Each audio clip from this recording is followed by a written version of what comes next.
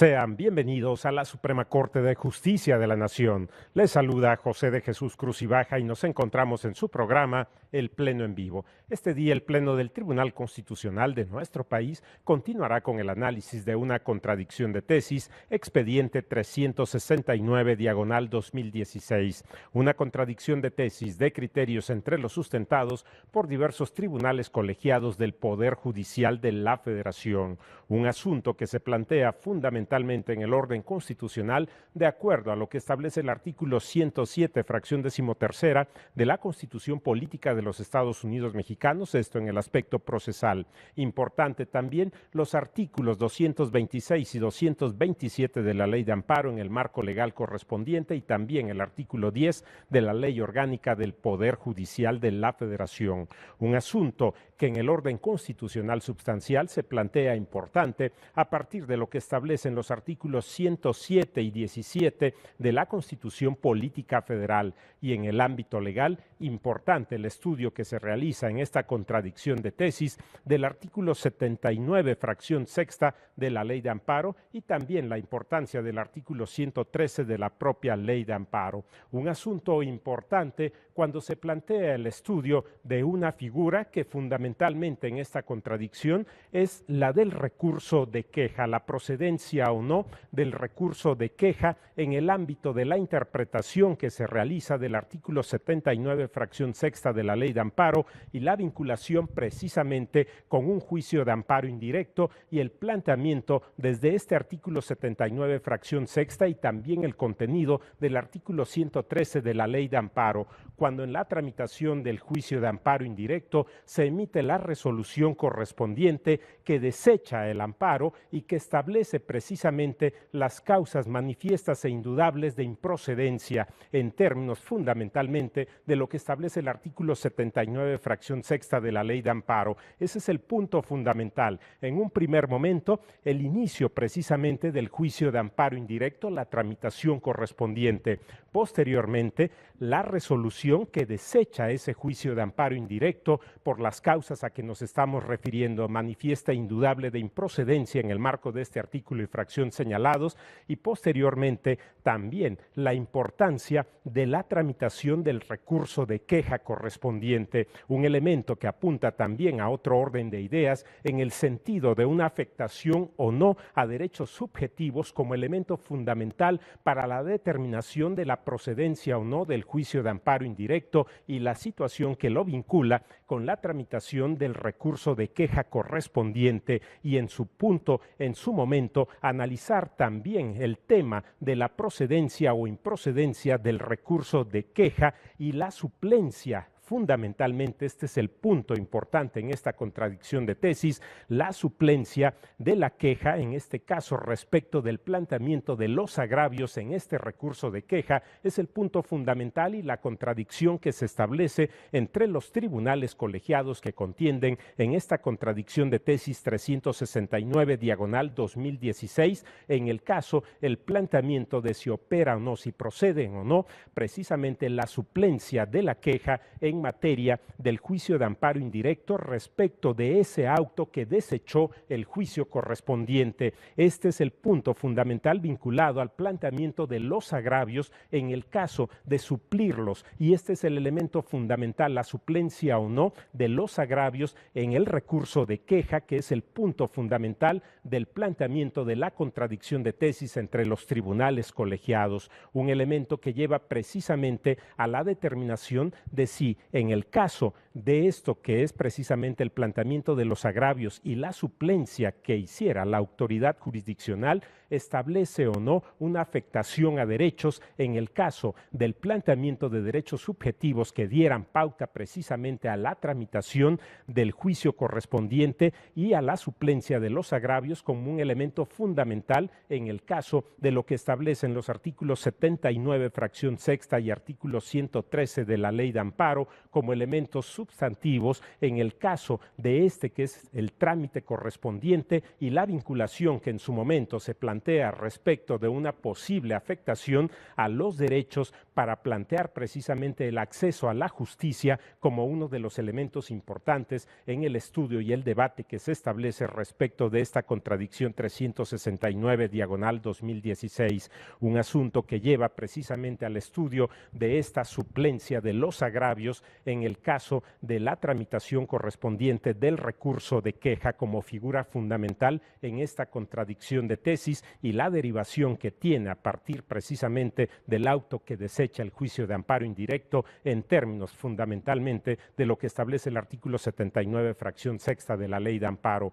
un asunto vinculado al juicio de amparo indirecto y las consideraciones del artículo 113 de la Ley de Amparo, con las consideraciones precisamente de la causa manifiesta e indudable de improcedencia del juicio de amparo indirecto, un elemento importante en función de esos dos artículos de la Ley de Amparo y también en el orden constitucional, como señalábamos, importante el estudio que se plantea a partir del principio y el derecho de acceso a la justicia y el estudio que se establece fundamentalmente en el orden precisamente de la afectación o no a derechos subjetivos como un elemento importante en el contexto de la contradicción de tesis 369/2016 y la causa, la calificación que se hace de la misma en términos de la actuación de la autoridad jurisdiccional correspondiente. Este es el asunto que analiza el Pleno del Tribunal Constitucional de nuestro país en esta sesión ordinaria. En este momento iremos a una pausa y volvemos con ustedes con más comentarios al respecto.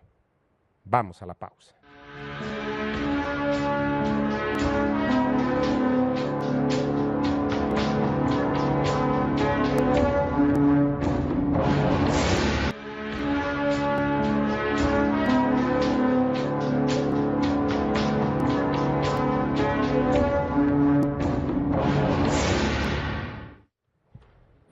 Se encuentra todo dispuesto para que dé inicio la sesión ordinaria del Tribunal Constitucional de nuestro país. En este momento, damos paso.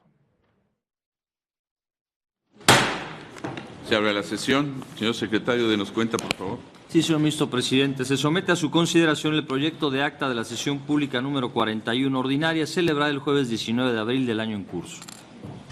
Gracias, señor secretario. En continuación con el análisis y discusión de este asunto presentado por el ministro Eduardo Medina Mora, continuaremos ahora con la presencia de su servidor y de la señora ministra Luna Ramos. Señor ministro Medina Mora, tiene usted la palabra, por favor. Le agradezco mucho, señor presidente. Este asunto, en efecto, ya ha sido discutido ampliamente, pero a partir de la discusión me permití poner a consideración de los señores ministros integrantes de este pleno hojas de sustitución, simplemente para precisar algunos de los puntos de la argumentación, de la 19 a la 21 y de la 21 a la 28, de la 24 a la 28.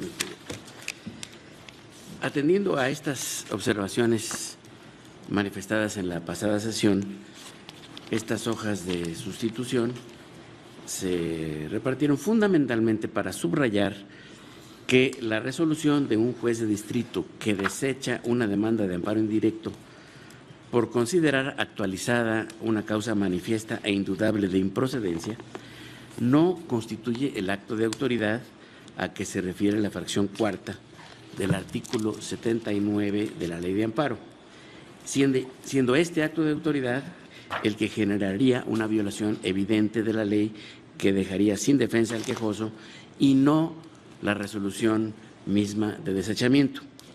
Lo anterior, en primer lugar, porque la resolución de desechamiento no sustituye al acto reclamado, siendo que este último es el que propiciaría una violación evidente de la ley que dejaría sin defensas al quejoso. En segundo lugar, porque esta resolución únicamente constituye una decisión jurisdiccional susceptible de ser impugnada en recurso de queja con fundamento en el artículo 97, fracción primera, inciso A, de la Ley de Amparo, que califica la procedencia de un juicio de amparo sin prejuzgar sobre la constitucionalidad del acto de autoridad reclamado.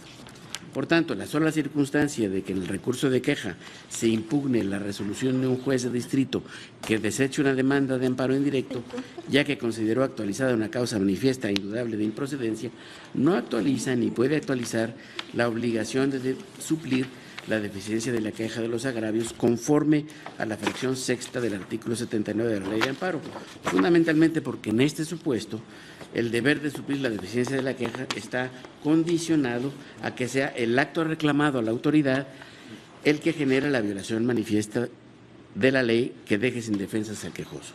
La litis en el recurso de queja no es la constitucionalidad del acto de autoridad reclamado, sino las razones por las cuales el juez estimó actualizada una causa manifiesta e indudable de improcedencia en el juicio de amparo. Incluso se precisó en el proyecto que se circula que este Pleno definió en la jurisprudencia PJ 7/2006 que la suplencia de la deficiencia de la queja no implica soslayar cuestiones de procedencia del juicio constitucional, debido a que solo opera respecto de cuestiones de fondo, es decir, una vez superados los motivos de procedencia, tema este último que justamente es el motivo del estudio en el recurso de queja. No debe soslayarse que la fracción sexta del 79 de la Ley de Amparo hace referencia al artículo primero de la propia Ley de Amparo, y este precepto se refiere a la procedencia del juicio de amparo respecto de normas generales, actos y omisiones de autoridad, es decir, se refiere al acto de autoridad reclamado y no a derechos fundamentales. Y subrayo finalmente que, como dije en la presentación de la vez pasada, estamos hablando de fracción sexta que se refiere a otras materias que conforme a la jurisprudencia de la Corte se refiere esto a temas civiles y administrativos.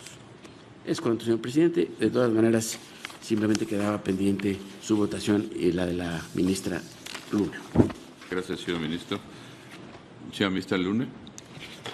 Gracias, señor presidente. Es un asunto que normalmente en los tribunales y en los juzgados se ve con mucha frecuencia porque se trata precisamente de la admisión de la demanda y que en este caso es impugnada precisamente porque esta fue desechada. Aquí tenemos dos casos en los que el proyecto de manera muy puntual nos está narrando qué es lo que ocurre. En uno se trata de un amparo de la Comisión Federal de Electricidad en el que el juez de distrito determina que no es autoridad para efectos del juicio de amparo y desecha la demanda de entrada. En contra de esta situación se van al recurso de queja y el tribunal colegiado determina que que aquí se puede suplir la deficiencia de la queja, procede suplir la deficiencia de la queja para determinar si debía o no haberse admitido esta demanda y si se trata o no de una causa notoria y evidente de desechamiento. Y en el otro caso, es un juicio civil en el que se reclama la falta de emplazamiento en un procedimiento y en este juicio civil le desecha la demanda el juez de distrito precisamente diciéndole que hay un problema de litispendencia, que consultado en su juzgado el sistema de estadística, hay un juicio pendiente de tramitación dentro del mismo juzgado que está promovido por el mismo quejoso, las mismas autoridades y el mismo acto reclamado y que por esta razón debiera desecharse la demanda porque hay un problema de litispendencia. En los dos casos acudieron a la queja y un tribunal colegiado dijo que debía suplirse la deficiencia de la queja para efectos de determinar si podía o no desecharse la demanda, y en el otro caso el tribunal colegiado mencionó que esto no era factible. En el proyecto que el señor ministro pone a consideración, y ya me estoy refiriendo al que tiene hojas adicionales, se fija el punto de contradicción en que consiste en determinar si procede suplir la deficiencia de los agravios en términos del artículo 79, fracción sexta de la Ley de Amparo, en el recurso de queja interpuesto contra el auto del juez de distrito que desecha una demanda de amparo, al considerar actualizada una causa manifiesta e indudable de improcedencia. Y luego, después del estudio que realiza, la tesis que se propone es en el sentido de que no procedería a suplir la deficiencia de la queja tratándose precisamente de un auto admisorio. El rubro dice lo siguiente: suplencia de la queja deficiente, la sola circunstancia de que en el recurso de queja se impugne la resolución que desecha de plano una demanda de amparo indirecto, no actualiza el supuesto de la fracción sexta del artículo 79 de la Ley de Amparo. Las razones que se dan para determinar que no procede esta suplencia de la queja son en el sentido de que el artículo 79 establece una condición que es precisamente que se debe de suplir la deficiencia de la queja cuando aquella actuación o determinación de la autoridad responsable que se produce de manera clara, patente, innegable e indiscutible una violación a derechos sustantivos. Esto está en la página 20 del nuevo proyecto del quejoso, que lo deja sin defensa. Y la razón que subyace en el supuesto analizado y que obliga a suplir la deficiencia, ya sea de los conceptos de violación o de los agravios, radica en que no puede subsistir un acto de autoridad responsable cuando en el juicio de amparo se advierta que constituye una violación evidente de la ley que ha dejado sin defensa al quejoso, pues justamente este es el medio extraordinario de defensa a través del cual se busca restablecer los derechos humanos ante una violación fehaciente de la ley. Yo, con el debido respeto, me permito disentir del proyecto y voy a dar las razones por las cuales estoy en contra de manera muy respetuosa. ¿Por qué razón? En primer lugar, ¿qué entendemos por violación manifiesta? Bueno, más que por violación manifiesta, sino ¿qué entendemos para poder desechar una demanda, una causa notoria y evidente? O sea, ¿por qué estamos desechando la demanda de amparo en principio sin dar mayor trámite al juicio de amparo? La desechamos, como dice la jurisprudencia, cuando existe una violación manifiesta que nos deja cuando existe una causa notoria y evidente de improcedencia, no tiene caso tramitar una demanda de amparo, con lo cual yo creo que todos estamos totalmente de acuerdo. Y no tiene caso desechar una demanda de amparo cuando el criterio que les estamos aplicando para poder determinar que el juicio de amparo es improcedente no deja lugar a dudas de su aplicación. Estamos plenamente seguros de que es aplicable esa causal y que no amerita de la tramitación del juicio de amparo para que esta causa sea aprobada. Si ameritara del juicio de amparo para poder ser desvirtuada, ya no es una causa notoria y evidente. ¿Por qué? Porque amerita prueba y, por tanto, debe admitirse. ¿Qué es lo que sucede en los casos que aquí se están presentando? En el caso que se presenta de litispendencia, en mi opinión, no es una causa notoria y evidente. No es una causa notoria y evidente porque es algo que se puede probar durante la tramitación del juicio. Aquí, ¿qué fue lo que sucedió? El juez de amparo lo que hizo fue consultar el sistema de estadística y ahí determinó que había un caso de litispendencia, pero el quejoso no tuvo la oportunidad de probar que realmente se trataba, pudo haber sido un sinónimo, pudo no coincidir alguno de los actos reclamados o algunas autoridades. Y otra de las circunstancias, a mí me parece que cuando se trata de un problema de litispendencia que se lleva a cabo 2 juicios y uno todavía no se ha concluido, el otro juicio con el cual se está comparando todavía se encuentra en trámite, bueno, pues todavía existe una situación más importante, porque no podemos sobreseer en un juicio y en el momento en que lleguen a dictar sentencia en el otro, sobreseer en el otro. Se queda, como se dice coloquialmente, como el perro de las 2 tortas,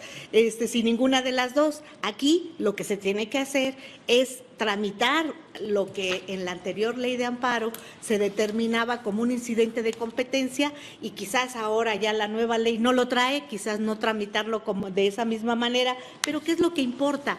Primero que nada, cotejar las 2 demandas para saber si se trata de la misma autoridad, del mismo acto y es exactamente el mismo juicio, y en el caso de ser así, lo que se determina es cuál debe prevalecer. Se sobresee en en el juicio más nuevo y se deja el más antiguo para su tramitación. Esa es la idea, no se trata de dejarlo sin ninguno de los dos juicios. Entonces, esto no se puede hacer si de entrada se desecha la demanda, como sucedió en este caso. Entonces, para mí, cuando se presenta una situación de litispendencia, no es una causa notoria y evidente que amerite el desechamiento de entrada desde un principio. En el otro caso, lo que sucedió fue que se dijo no es autoridad para efectos del juicio de amparo, y aquí hemos sabido que ha habido cambios de criterio para determinar si es o no autoridad la Comisión Federal de Electricidad. Y yo aquí lo que diría es qué criterio estaba vigente. Si el criterio estaba vigente en el sentido de que no es autoridad para efectos del juicio de amparo, para mí sí es una causa notoria y evidente, y por tanto correspondía el desechamiento de la demanda de amparo. Si el criterio era que no, que sí es autoridad, pues entonces no tenían por qué desecharla. Pero el problema que se nos presenta es que en estas circunstancias se promovió un recurso de queja con agravios deficientes que de alguna manera no combatían de manera, pues podríamos decir, correcta el desechamiento de la demanda de amparo. Y la pregunta es, ¿debía o no suplir la deficiencia de la queja el juez de amparo? ¿Cómo he entendido yo la fracción sexta del artículo anterior 76 bis y ahora el 79, si no mal recuerdo? En materia civil y en materia administrativa. Recuerden, el artículo de suplencia de la queja, de alguna manera, el 79 ahora, nos está estableciendo fracción por fracción si se trata de amparo contra leyes, si se trata de materia penal, si hay menores, cómo y en qué casos debemos suplir la deficiencia de la queja. Sin embargo, la fracción sexta, que es a la que se refiere en esta ocasión, la aplicación del artículo 79, nos dice, en otras materias. ¿Cuáles son las otras materias? Pues las que no están en las precisadas en las fracciones anteriores, que son la civil y la administrativa. Entonces, en las otras materias, cuando se advierta que ha habido en contra del quejoso o del particular recurrente una violación evidente de la ley que lo haya dejado sin defensa por afectar los derechos previstos en el artículo primero de esa ley. En este caso, la suplencia solo operará en lo que se refiere a las controversias en el amparo, sin poder afectar situaciones procesales resueltas en el procedimiento en el que se dictó la resolución reclamada. Aquí lo importante es señalar que el artículo 79 establece la posibilidad de suplir la deficiencia de la queja en su proemio en los conceptos de violación o en los agravios. Aquí estamos en presencia de suplir la deficiencia de la queja precisamente en los agravios, porque se trata de una queja. Entonces, los agravios fueron deficientes y la pregunta es, ¿debía o no suplirse la deficiencia de la queja? Yo lo que digo es, no puede haber una regla general. Se suple la deficiencia de la queja cuando el Tribunal de Alzada, de alguna manera, de una revisión del asunto de manera normal, advierte que el quejoso tiene la razón, pero que no hizo valer los argumentos suficientes para poder lograrlo. Pero si tiene la razón, para mí en eso consiste la determinación de que se haya dejado sin defensa por afectar los derechos previstos en el artículo primero constitucional, pero no porque se trate de derechos sustantivos, simple y sencillamente se trata de una afectación que de una lectura que se hace de manera normal a cualquier asunto, bueno, pues se llega a la convicción de que el quejoso tiene la razón, y si tiene la razón, no lo supo pedir adecuadamente, pero el asunto debiera admitirse, yo no veo por qué no se le pueda suplir la deficiencia de la queja. En mi opinión, sí se le debe de suplir, y en este caso yo lo que diría, no es una regla general a suplir en todos los casos la deficiencia de la queja. ¿Cuándo? Cuando exista la posibilidad de determinar que se le deja sin defensa porque no se le va a permitir que el juicio de amparo sea tramitado. A esa defensa se refiere, no se refiere a la instancia. Estoy, por ejemplo, en contra de cómo se determina en el proyecto qué se entiende por lo que establece la fracción sexta del artículo 79. Dice, debe entenderse aquella situación o determinación de la autoridad responsable que produce de manera manera clara, patente, innegable e indiscutible una violación a derechos sustantivos. Para empezar, en una queja no es el acto de autoridad el que va a producir el que se le supla o no la deficiencia de la queja. Aquí es lo que estamos determinando si vamos a o no suplirle la deficiencia de la queja en los agravios, es porque se dio una violación de legalidad, en todo caso por parte del juez de amparo, que fue el que determinó desechar la demanda correspondiente, porque en su opinión no era era una causa notoria y evidente en la que el juicio era improcedente. Y en mi opinión, digo, aquí en uno de los asuntos, pues para mí sí había que suplir la deficiencia de la queja. ¿Por qué? Porque la causa no era notoria y evidente, porque ameritaba la posibilidad de realizar la tramitación del juicio precisamente para poder llevar a cabo diversos actos en los que podía o no resultar fundada la causa de improcedencia, pero esta no se podía establecer de manera específica con la pura presentación de la demanda. Al advertir esto del análisis de los agravios que se hicieron valer y del asunto en sí mismo, el tribunal colegiado, al determinar que no existe un agravio perfectamente delimitado, pero percatarse de que sí tiene la razón, pues yo no veo por qué no le pudiera suplir la deficiencia de la queja. En mi opinión, sí debiera hacerlo, y por esa razón, respetuosamente, yo sí estoy en contra del proyecto. Aparte de que, de alguna manera, no comparto también la situación de que se diga que tiene que ser en el acto reclamado, no, porque el artículo en el proemio se refiere a conceptos de violación y agravios. Y en este caso lo que estamos supliendo no es el acto reclamado, lo que estamos supliendo es la deficiencia de los agravios. ¿Por qué? Porque advertimos que el quejoso pudo haber tenido la posibilidad de que se le admitiera la demanda y no se hizo. A lo mejor le van a acabar sobreseyendo, pero dándole la oportunidad de que él hubiera comparecido y probado si efectivamente está o no en el caso de una litispendencia, y en todo caso también si es que no debía sobreseerse en el segundo juicio, no en el no en los dos, como puede llegar a suceder el caso de que se aplique esta causal. Y por otro lado, lo de los derechos sustantivos, yo no comparto el hecho de que se haga alusión a los derechos establecidos en el artículo primero constitucional. En mi opinión, no está referido solo a derechos sustantivos. ¿Por qué razón? Porque aquí también se establecen de alguna manera las garantías para hacer efectivos los derechos humanos en el propio artículo primero, y esto, en mi opinión, sé que no es una opinión compartida de manera unánime, pero para mí, dentro de estas garantías, entran también todos aquellos derechos de carácter adjetivo. Y estando ambos en el artículo primero constitucional, pues a mí me parece que sí es susceptible de suplirse la deficiencia de la queja ante un agravio mal formulado. Y por esas razones yo me apartaría. Además, debo mencionar que sí es cierto que se determina la aplicación de un criterio de la octava época, en el que de alguna forma se interpretaba el artículo 76 bis, fracción sexta de la Ley de Amparo anterior, que de alguna manera está referido de manera un poco similar precisamente a esta fracción que ahora nos referimos del artículo 79.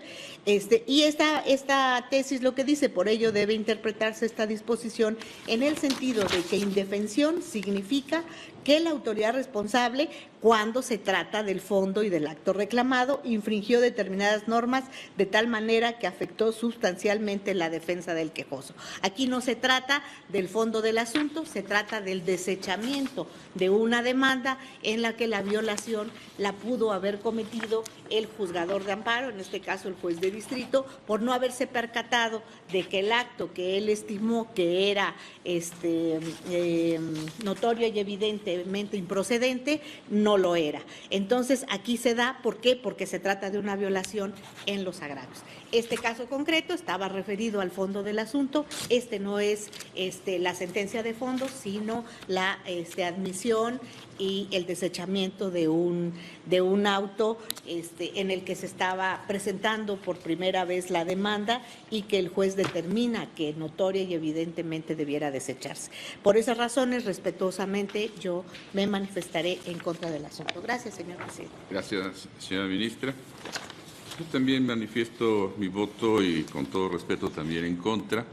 Yo también considero que cuando hay un desechamiento de una demanda de amparo en la que pudiera haber una causa que se alega por el juez como manifiesta indudable, pudiera desde luego generar una cuestión contraria a lo que el propio artículo 113 de la Ley de Amparo exige.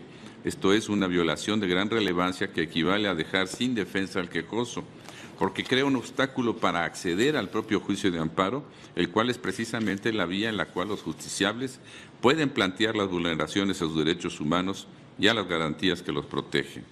Por lo cual, para mí, en aras de lograr la mayor amplitud en la defensa de los derechos fundamentales, esa violación debe ser reparada mediante la suplencia de los agravios, en este caso, con fundamento en el artículo 79, fracción sexta de la Ley de Amparo, que se refiere a materias distintas a la penal, agraria y laboral. El artículo 79 de la Ley de Amparo prevé diversas hipótesis de suplencia para proteger los derechos de defensa y acceso a la justicia de sujetos que el legislador consideró vulnerables, ya sea por sus circunstancias particulares, por su condición de pobreza o marginación o por cualquier condición, inclusive económica y social, como la de los trabajadores, los ejidatarios, los comuneros, en fin. Estimo que la fracción sexta precisamente evidencia la vulnerabilidad de otros sujetos por la afectación que sufren por actuaciones irregulares que afectan de manera trascendental su defensa, ya que pueden violar el derecho del ejercicio de los derechos humanos contemplados en la Constitución General y aún en los tratados internacionales en los que el Estado mexicano sea parte, en relación con el debido acceso a la justicia. Por ello, considero de gran relevancia tener en cuenta que la reforma constitucional que adicionó un tercer párrafo al artículo 17 constitucional señala que las autoridades deberán privilegiar la solución del conflicto sobre los formalismos procedimentales, bajo la condición de no afectar, desde luego, la igualdad entre las partes, el debido proceso u otros derechos en los juicios. Y por ello, considero que la suplencia en este caso favorecería estas condiciones y no importa si se trata de una cuestión sustantiva o procedimental que de cualquier manera impediría el ejercicio de esta acción que es el juicio de amparo. Hay que tomar en consideración también, y lo hago de manera colateral, de que eliminar los obstáculos para lograr un recurso efectivo fue reconocida por la propia Corte Interamericana de Derechos Humanos en la resolución 10/90 de agosto del 1990 y que ha sido retomada en diversos asuntos contenciosos. Inclusive la Corte señaló en esa ocasión que al referirse a la eficacia del recurso, este debe permitir que se obtengan resultados o respuestas al fin para el que fue concebido. En ese contexto y sin más argumentaciones, estoy en contra de la propuesta por la procedencia, en este caso, de la suplencia de los agravios en el recurso de queja. ¿Alguien más, señores ministros? Señor ministro Medina Mora. Solamente para dejar constancia, señor, de que en mi lectura, y así está planteado en el proyecto, la fracción que es materia de este asunto, que es la sexta, como usted señaló, del 79, no se refiere al artículo primero constitucional, sino al artículo primero de la Ley de Amparo. Entonces son los derechos que en su caso devienen del artículo primero de la Ley de Amparo, no los del artículo primero constitucional. Está claro el resultado ya de la votación, pero subrayo eso. Desde luego, sí, señor ministro. ¿Alguna otra participación, señores ministros? Vamos a tomar entonces la votación, señor secretario, a favor o en contra del proyecto. Sí, sí. En contra por las razones expresadas en la sanción anterior. A favor, reiterando la votación del jueves. Señor Ministro Ramos. Yo estoy en contra por las razones explicadas y sí, hago la aclaración que tiene razón el señor ministro ponente. Yo me refería al primero constitucional y efectivamente es al primero de la Ley de Amparo que de alguna forma es idéntico al 103 constitucional y se refiere a la procedencia del juicio de amparo. Señor ministro Franco González. En contra. Señor Saldívar. En contra. Señor ministro Pardo Rebolledo. En contra. Señor ministro Piña Hernández. Con el proyecto, apartándome de algunas consideraciones, pero estoy con el proyecto. Señor ministro Medina Mora. Con el proyecto. Señor ministro Lainez Potisek. Con el proyecto. Señor ministro Pérez Dayán. En contra, en función de los argumentos expuestos en la sesión anterior. Señor ministro presidente Aguilar Morales. Contra. Señor ministro presidente, me permito informarle que existe una mayoría de 7 votos en contra de la propuesta del proyecto. Con este resultado se tiene desechado la propuesta del proyecto y habrá que ver que se retorne a quien corresponda de la mayoría. Señor ministro Pérez Dayán. Gracias, señor ministro presidente. Precisamente en esta circunstancia me parece que el punto sujeto a discusión participaba de una u otra posibilidad. 7 votos han considerado que sí procede la suplencia. Si ustedes lo consideran así, me parece el punto está resuelto y como ya en otras ocasiones se ha hecho, esto corresponde al engrose, atendiendo a las razones que cada quien expresó aquí en estas 2 sesiones. Sí, pero yo preferiría que se formulara un nuevo proyecto en donde se establecieran esas razones. Por ejemplo, señor ministro, con todo respeto, usted sugería, por ejemplo, que el párrafo 52 y otro no tuvieran ciertas precisiones. Yo preferiría, si ustedes no tienen inconveniente, que nos presentaran una nueva propuesta para que quedara claro el sentido de la propuesta en el sentido contrario. Señor ministro. Completamente de acuerdo, presidente. Gracias. Gracias. Señor ministro. No, si quiere yo hago la nueva propuesta. Bien. De Si no alguna tienen manera... inconveniente la mayoría, señor ministro. Perdón, señor presidente, lo que pasa es que estimo que cuando es un engrose es facultad del presidente establecer quién lo hace. Cuando es un retorno creo que tiene que hacerse conforme al turno correspondiente. Yo no tendría ningún inconveniente, pero lo que pasa es que como precedente lo hicimos en una ocasión y creo que respetuosamente no es una buena práctica no seguir los turnos que están dispuestos. Gracias. Como había yo indicado a la secretaria, se retorna este asunto entre alguno de los ministros de la mayoría, por favor. Muy bien. Continuamos, señor secretario, denos cuenta con el siguiente orden del día. Sí, señor. Se somete a su consideración el proyecto relativo a la contradicción de tesis 7/2017, suscitada entre los tribunales colegiados del 28º circuito, al resolver el recurso de queja 220/2016, y tercero del 20º circuito, al resolver los recursos de queja respectivos, bajo la ponencia del señor ministro Medina Mora, y conforme al único punto resolutivo que propone, ha quedado sin materia la presente contradicción de tesis. Gracias, señor ministro. Señor secretario, por favor, si no existen observaciones en relación con las propuestas de los primeros considerandos de trámite, señor ministro Medina Mora. Como este asunto se refiere exactamente al mismo asunto anterior, yo diría que se retire y se presenten juntos. Ah, magnífico. Que quedaba sin materia. Pero ya no, claro, porque no hay resolución, tiene usted razón. Se retira entonces este asunto, como bien señala el señor ministro. Junto con el otro. Desde luego. Al ministro que le corresponda en la mayoría. Por supuesto. Como lo señala bien el señor ministro Medina Mora, así se establecerá. Continuamos, señor secretario. Sí, señor. Se somete a su consideración el proyecto relativo a la acción de inconstitucionalidad 47/2016, promovida por la Procuraduría General de la República, demandando la invalidez de diversas disposiciones de la Ley de Cultura Física y Deporte para el Estado de Sinaloa, bajo la ponencia del señor ministro Pérez Dayán y conforme a los puntos resolutivos que proponen. Primero, es procedente y fundada la presente acción de inconstitucionalidad promovida por la Procuraduría General de la República. Segundo, se declara la invalidez del artículo 108 en la porción normativa que prevé de manera enunciativa y no limitativa, así como el artículo 122, incisos B, C y D de la fracción primera, B de la fracción segunda, B y C de la fracción tercera, así como B de la fracción cuarta de la Ley de Cultura Física y Deporte para el Estado de Sinaloa, Y tercero, publíquese esta resolución en el Diario Oficial de la Federación, en el Periódico Oficial del Estado de Sinaloa y en la Gaceta del Semanario Judicial de la Federación. Gracias, señor secretario. Pongo a su consideración los tres primeros considerandos relativos respectivamente a la competencia, a la oportunidad y a la legitimación.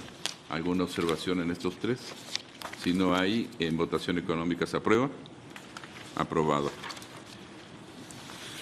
El cuarto considerando, relativo ya a consideraciones y fundamentos. Si no tiene inconveniente, señor ministro Pérez Dayán, por favor, nos puede hacer el planteamiento. Gracias, señor ministro presidente, señoras y señores ministros. En el proyecto que someto a la consideración de este alto tribunal, se analiza la acción de inconstitucionalidad promovida por la Procuraduría General de la República, demandando la invalidez de los artículos 108 en la porción normativa que indica de manera enunciativa y no limitativa, y 122, fracción primera, incisos B, C y D, fracción segunda, inciso B, fracción tercera, incisos B y C, y fracción 4, inciso D, de la Ley de Cultura Física y Deporte para el Estado de Sinaloa. Habiéndose, como se vio, aprobado los presupuestos procesales de competencia, oportunidad y legitimación, resalto a sus señorías que al analizar la oportunidad con que fue presentada esta acción de inconstitucionalidad, se desestimaron las manifestaciones vertidas por el presidente de la mesa directiva del Congreso del Estado de Sinaloa, quien al rendir su informe de ley básicamente expresó que como las normas locales impugnadas solo son consecuencia y seguimiento de la Ley General de Cultura Física y Deporte, de considerar la parte accionante que aquellas controvierten la Constitución Federal, debió de haber demandado desde el inicio de la vigencia de la Ley General y no al emitir las disposiciones combativas. Lo anterior, porque en la consulta se sostiene que dichas afirmaciones se enderezan a partir de una premisa errónea, dado que el hecho de que por disposición del artículo segundo transitorio del decreto por el que se reforman y adicionan diversas disposiciones de la Ley General de Cultura Física y Deporte, se establezca que las legislaturas de los estados deben adecuar sus disposiciones legales de acuerdo a lo previsto en dicha reforma, esto no significa en manera alguna que la Ley de Cultura Física y Deporte para el Estado de Sinaloa constituya una extensión de aquella como para definir criterios de oportunidad en función del inicio de la vigencia de la Ley General, sino por el contrario, atendiendo precisamente a que el objetivo de dicho ordenamiento es establecer las bases generales para la distribución de competencias, la coordinación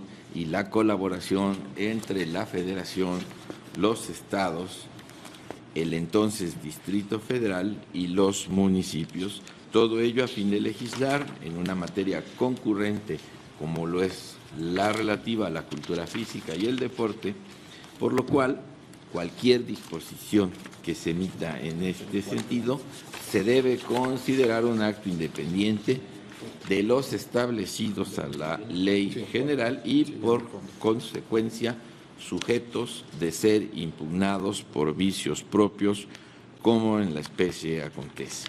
Es así que en función de esto, en cuanto al estudio de fondo del asunto, como podrán haber advertido, su análisis se divide en dos grandes apartados identificados de la siguiente manera. Uno, en relación al artículo 108, en la porción normativa que prevé de manera enunciativa y no limitativa de la Ley de Cultura Física y Deporte para el Estado de Sinaloa, y uno segundo, por lo que ve al artículo 122, con los incisos ya determinados, todos de la Ley de Cultura Física y Deporte para el Estado de Sinaloa.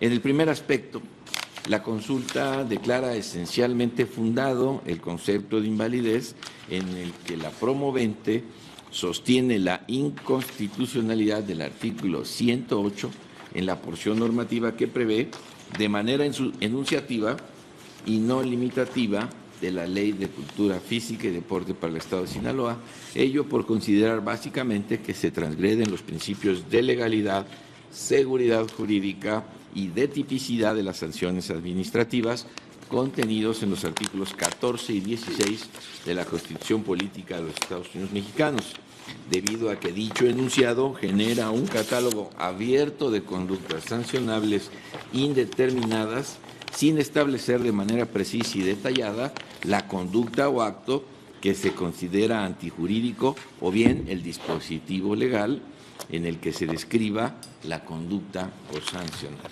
Se arriba a lo anterior, estimando que la porción normativa impugnada efectivamente resulta contraria a los principios de seguridad jurídica y de tipicidad normativa aplicables al derecho administrativo sancionador, ya que del análisis íntegro del artículo en comento se desprende que tal precepto no solo define o proporciona una idea de lo que constituye la materia del reproche, sino que además tipifica una serie de conductas relacionadas con la actividad deportiva, lo que desde luego a partir de la expresión de manera enunciativa y no limitativa genera y abre un catálogo de conductas infractoras indeterminadas que no le permite al gobernado, cualquiera que éste sea, programar su comportamiento sin temor a verse sorprendido por sanciones que en modo alguno se puedan prever y en cambio sí provoca la arbitrariedad de la autoridad al sancionar a quienes ante la posibilidad de la comisión de una conducta no encontrable en las enunciadas por el precepto en comento puede ser sujeto de una responsabilidad, ni siquiera aún de las que pudieran considerarse reglamentarias dentro del propio texto. Todo esto en función de la falta de precisión de las conductas antijurídicas que el propio enunciado propicia. Esto es por lo que hace al primero de los dos aspectos que se abordan en esta acción de inconstitucionalidad. Gracias, señor presidente. Gracias, señor ministro. Tiene la palabra, señor ministro Cosío. Gracias, señor presidente. Yo en principio estoy de acuerdo con el proyecto, pero tengo dos problemas. En la página 8, y lo acaba de señalar el ministro ponente, se dice que estas normas locales, desde luego, son o fueron emitidas en estricto cumplimiento a lo que dispone la ley general. Y creo que este argumento valdría la pena contestarlo. Me parece que cada vez más el sistema federal mexicano, como lo ha construido el órgano de reformas y el Congreso de la Unión, cada vez es más confuso en términos de lo que significa y lo que vale una ley general. Me parece que bajo el título de ley general le ponen y le ponen y le ponen cosas a los legisladores y están generando, me parece a mí, una extraordinaria confusión en el sistema federal mexicano. Es una apreciación, desde luego, personal. Pero creo que si está preguntándonos el promovente de esta acción, ¿cuál es la relación que existe entre la legislación local y la ley general? Y si efectivamente se produce la invalidez de la legislación local por contravención o por ser un mero desarrollo de la ley general, creo que este aspecto sí valdría la pena constarlo. Yo llego al final a la misma conclusión del proyecto y no tengo en ese sentido problema. Esa sería la primera cuestión. Segundo, me aparto de la página 21 de las consideraciones sobre los temas de proporcionalidad en general.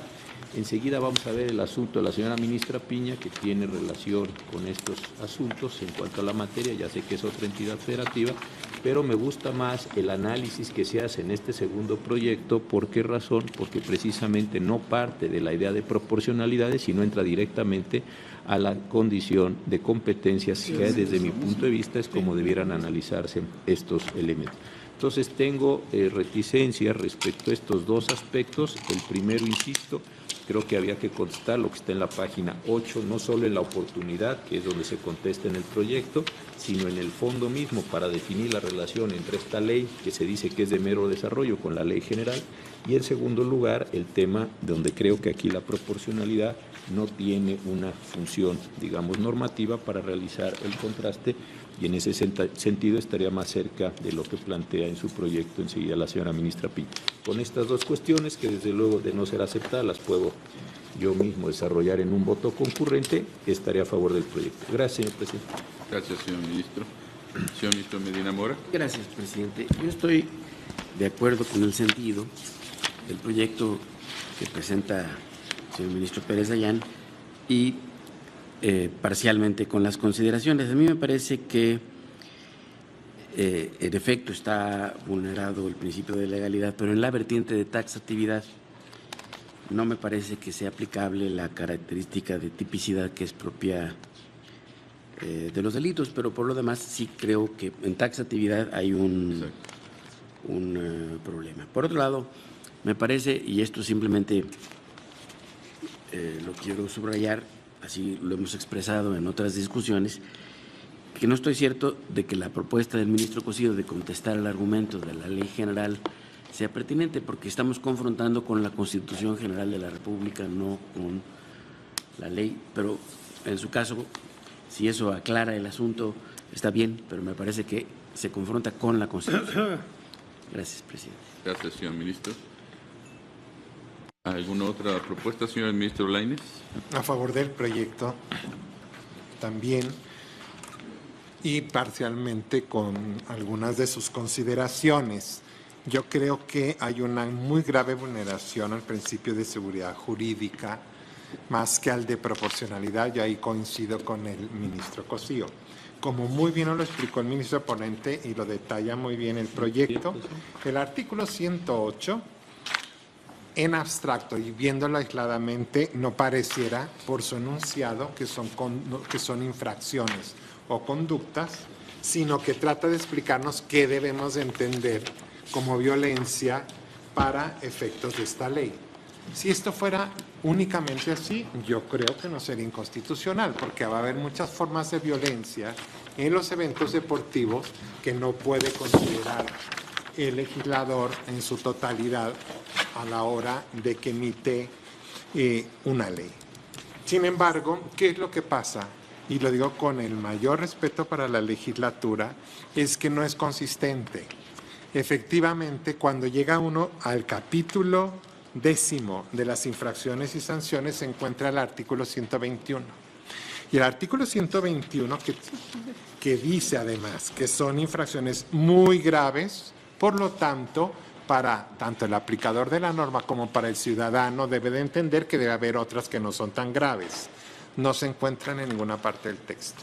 Pero empieza uno a leer el artículo 121 y pretenderíamos encontrar uno que nos diga cualquier acto de violencia a que se refiere esta ley. No está tampoco, y entonces correctamente tenemos que inferir que el 108 y de su lectura sí son infracciones. Y ahí para mí es donde se presenta el problema mayor. ¿Por qué? Porque exigir, y solo doy un ejemplo, en la sanción que consiste en la limitación o reducción de apoyos económicos, y decir es inconstitucional porque no trae un parámetro. Primero, no es una multa, es una reducción de apoyo económico. Tiene que haber una discrecionalidad para la autoridad. Es decir, no es una multa que va a salir del patrimonio, por ejemplo, de una asociación deportiva, sino te voy a reducir o voy a suprimir apoyos que yo te doy. Y esto pasa, por ejemplo, con las porras en los equipos o que apoyan equipos deportivos o a las propias asociaciones deportivas que reciben ciertos apoyos incluso del gobierno. Y entonces lo que está diciendo esto, te voy a reducir el subsidio, no es una multa, no afecta el patrimonio. Entonces, no es una cuestión para mí de que nos señale parámetros como si habláramos de una multa. El problema es que lo que sí es cierto es que esa asociación no sabe si son del 108, si es del 121, es decir, si vas a ser sancionado con la reducción de un subsidio porque sus componentes o sus miembros incurrieron en una conducta de las que dice el 108, insisto que pareciera que solo pretenden explicar violencia, o bien del 121 que dice que son muy graves. Entonces, yo también por eso me aparto, porque yo declarar la inconstitucional, porque no existe un parámetro que guíe a la autoridad para limitar o reducir los apoyos económicos, creo que en este caso, sin ser una multa, no aplicaría. Para mí es que no hay seguridad jurídica al leer el texto en su conjunto de esta ley, en qué son conductas, cuáles son las no graves. El 121 ya no remite a las conductas de violencia y ahí sí, definitivamente, aunque no sean multas, no hay una norma que oriente al particular, al justiciable, sobre lo que puede o no puede hacer. Por las demás consideraciones yo estaría de acuerdo, solamente yo en un voto concurrente agregaría que para mí fundamentalmente todos estos artículos concatenados no me dan un sistema que me dé certeza jurídica sobre cuál debe ser el comportamiento y cuál va a ser mi sanción, más allá de los parámetros que yo ya ni analizaría.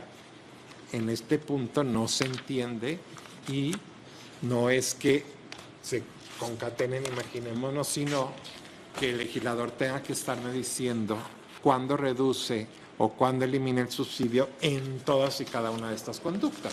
Sería también excesivo exigírselo. Por eso, pero por lo demás yo vengo a favor del proyecto. Gracias. Gracias, señor ministro. Señor ministro Franco. Gracias, señor presidente. Yo voy a ser muy breve. Yo también vengo con el sentido del proyecto, pero me separo de algunas de las consideraciones que contiene y sobre todo de algunas situaciones que a mí me parece que deberían complementar el proyecto.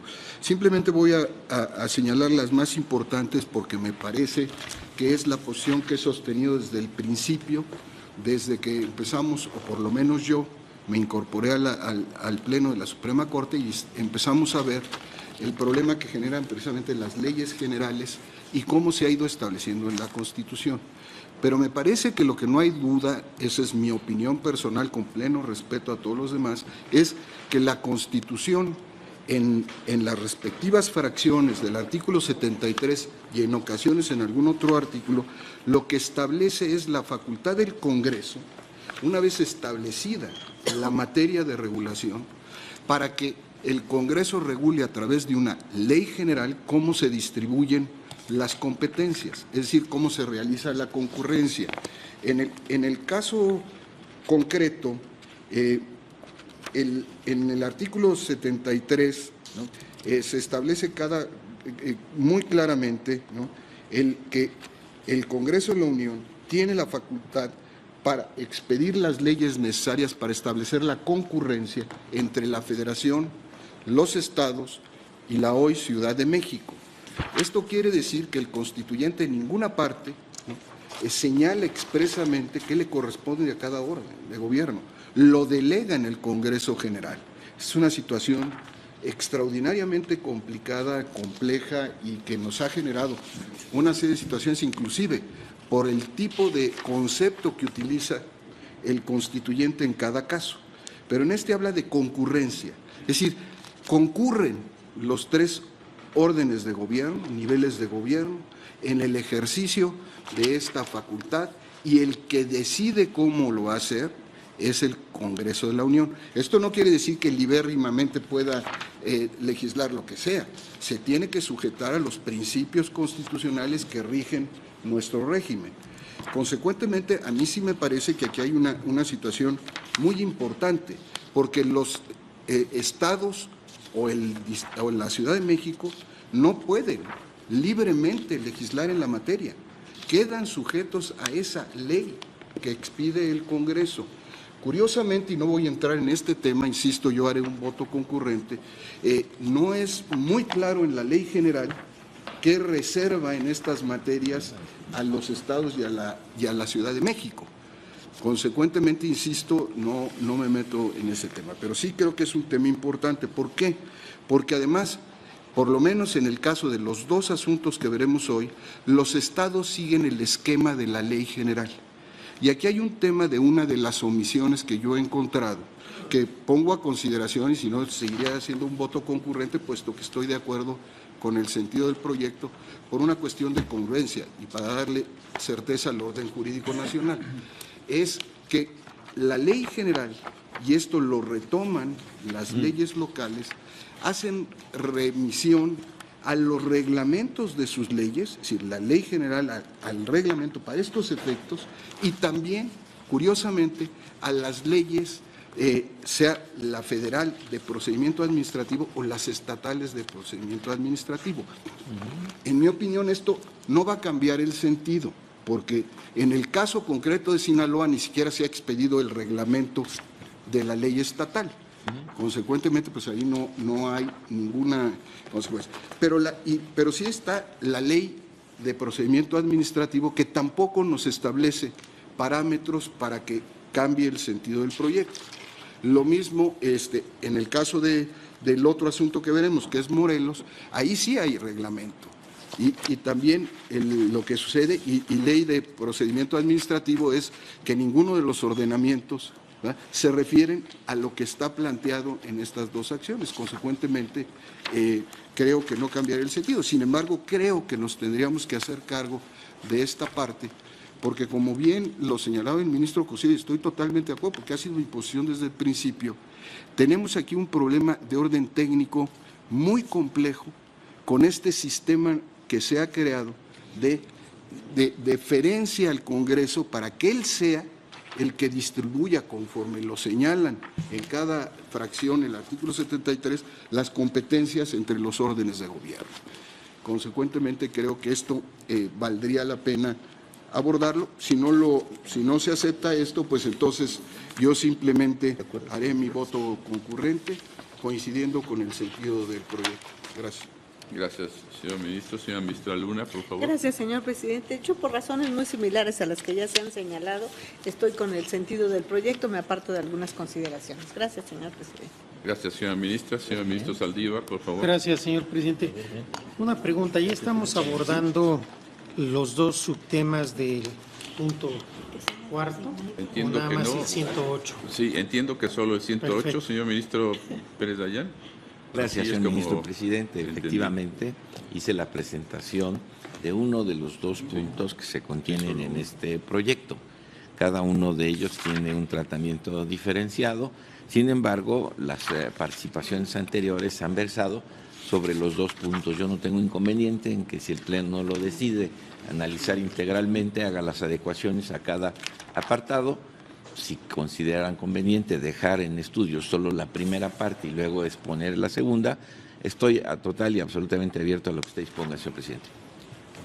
Sí, yo también había entendido que estábamos con el planteamiento inicial del artículo 108 y desde luego con la libertad que todos los ministros tienen de exponer sus ideas, se han abordado un poco más allá de este 108, señor. Gracias, presidente. Por eso era mi pregunta, porque yo había entendido que esa era la propuesta metodológica, pero como algunas intervenciones han tomado la totalidad, yo voy a referirme entonces solamente al artículo 108. Estoy de acuerdo con el proyecto en cuanto a la invalidez que propone de la porción normativa de manera enunciativa y no limitativa.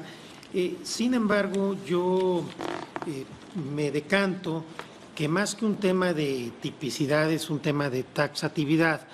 Hay obviamente una violación al principio de legalidad y a la aplicación de los principios en general del derecho penal al derecho administrativo sancionador, y aunque es cierto que en distintos precedentes se ha utilizado a veces el concepto de tipicidad y en otros el de taxatividad, tengo la impresión que en los precedentes más recientes nos hemos decantado por hablar de taxatividad. Yo sería la reserva argumentativa que tendría, pero por lo demás estoy a favor del proyecto en cuanto al tema primero relativo al artículo 108. Gracias, presidente. Gracias, señor ministro. Señora ministra Piña. Sí, gracias. Como lo han hecho los ministros anteriores, yo me voy a referir a la totalidad del proyecto, porque además el que sigue también es mío. Es cierto que al rendir el informe justificado el informe que se les pide, en este caso a las autoridades demandadas, ellas adujeron que lo único que habían hecho era sujetarse o ser acordes a lo establecido en la ley general. Esa era su defensa, que como ellas únicamente habían reproducido lo que decía la ley general, pues por eso no podía ser violatorio de los principios que se hacían valer, los conceptos de invalidez que se hacían valer. En este sentido, yo considero que si bien es importante definir el gran problema que se ha suscitado a partir de las leyes generales que hablan de una concurrencia y distribución de competencia y que lo que establecen son marcos generales hasta de definiciones y sanciones, y lo que hacen las autoridades locales es reproducirlo. No creo que en específico en este asunto nos dé para tratar el tema en particular de manera integral. ¿Por qué? Porque son artículos muy específicos los que se están impugnando de una ley local. Entonces, y los conceptos de invalidez que hace valer la accionante son fundados, los dos. En ese sentido, yo considero que si bien podríamos establecer un marco general para analizar el problema que está surgiendo en este sentido, el asunto en particular no nos llevaría a ningún resultado práctico. A partir de ese análisis, llegar a una conclusión en relación a la validez o invalidez de las leyes que se están impugnando, porque en sí mismo los conceptos de invalidez que hace valer, en este caso la entonces Procuradora General de la República, son fundados los dos, sin necesidad de suplir quejas, sin necesidad de mayor pronunciamiento. Yo sí creo que, y así lo ajustaré, que el primer artículo que se impugna es violatorio del principio de taxatividad en función de la conducta, no describe las conductas que van a ser motivos de una sanción administrativa, sino dice de manera ejemplificativa y no limitativa. Es decir, deja en manos de la autoridad el que pueda decidir cualquier otro tipo de conducta no prevista en la propia ley para la imposición de una sanción. Y por lo tanto, es clara la violación al principio de legalidad en su vertiente de taxatividad previsto en el artículo 14 constitucional. Con relación a los otros artículos que el ministro Pérez Dayán no ha presentado, pero que ya también se han pronunciado, y para no volver a tomar la palabra, yo estoy con el sentido porque el proyecto parte de que es violatorio del artículo 22 constitucional con relación al principio de proporcionalidad de las penas. Sin embargo, el propio proyecto concluye que es violatorio del principio de seguridad jurídica. Es decir, no corresponde el análisis del proyecto a la violación al principio que enuncia. Yo también en ese sentido, y así traigo mi proyecto, creo que es violatorio del principio de taxatividad en su vertiente de legalidad, porque no define con claridad las penas que se van a imponer. ¿Qué hacen los dos artículos? En este caso, el artículo parte de establecer primero un catálogo con relación a los sujetos a los que se va a imponer la sanción y después una serie de medidas que va de un máximo a un mínimo en relación a la conducta. Empieza con una amonestación privada o pública y termina con una suspensión temporal o definitiva al registro estatal. Es decir, queda a criterio de la autoridad y de acuerdo a la conducta imponer la sanción que corresponda dentro de este mínimo y máximo entre amonestación privada o pública hasta una suspensión temporal o definitiva al registro estatal. Sin embargo, las sanciones que están previstas en los incisos B, C y D, y B y C, B, C y D de la fracción primera, B y C de la fracción segunda, y B y C de la fracción tercera y B de la fracción cuarta, no establecen, son totalmente abiertas e indeterminadas. Vemos, por ejemplo, entre otras, que a los deportistas se les puede imponer como sanción por una conducta que la propia autoridad establezca, porque no son limitativas, sino enunciativas, le puede imponer como sanción una limitación, reducción o cancelación de apoyos económicos o bien una suspensión temporal o definitiva al registro estatal. Es decir, no establece un parámetro objetivo en cuál sería el monto de la cancelación de apoyos económicos y tampoco establece un término en la suspensión temporal o definitiva al registro estatal. Una suspensión temporal podría ser 99 años y seguirá siendo temporal. Es decir, no hay parámetros objetivos para encuadrar la sanción que se le va a imponer a cada uno de los sujetos que enuncia este artículo 122. Sí habla de cuestiones económicas, porque es una cancelación de apoyos económicos. ¿A cuánto va a ser esa cancelación de apoyos económicos? No se dice, no hay parámetros. Y en este sentido, directamente, y yo creo que nítidamente, se observa una violación al principio de legalidad en su vertiente de taxatividad por todos los artículos que fueron impugnados, tanto en esta acción como en la que sigue, por la accionante. Y yo estaría con el sentido del proyecto apartándome del estudio que se realiza en el apartado 2 de este proyecto. Gracias. Gracias, señora ministra. ¿Alguien más, señores ministros? Yo les propongo que votemos. No todos los ministros se han referido a los dos preceptos. Desde luego, los que se han referido lo han hecho respecto del 108, sin duda. De tal modo que si no hay alguna otra observación respecto del artículo 108, tomaríamos la votación, desde luego, del 108, para que quienes no se hayan pronunciado respecto del siguiente planteamiento, lo pudiéramos hacer y tomar una votación diferenciada. Tome la votación, señor secretario, respecto de este primer punto. Sí, señor. Señor ministro, usted sutilmente. Con el proyecto. Yo estoy de acuerdo con el proyecto, me aparto de las consideraciones, sigo creyendo que hace falta el estudio de la ley general, por así haberlo planteado en el informe. Señor ministro Luna Ramos. Con el proyecto, apartándome de algunas consideraciones. Señor ministro Franco González Salas. En el mismo sentido y anuncio voto concurrente. Señor ministro Saldívar de la En el mismo sentido.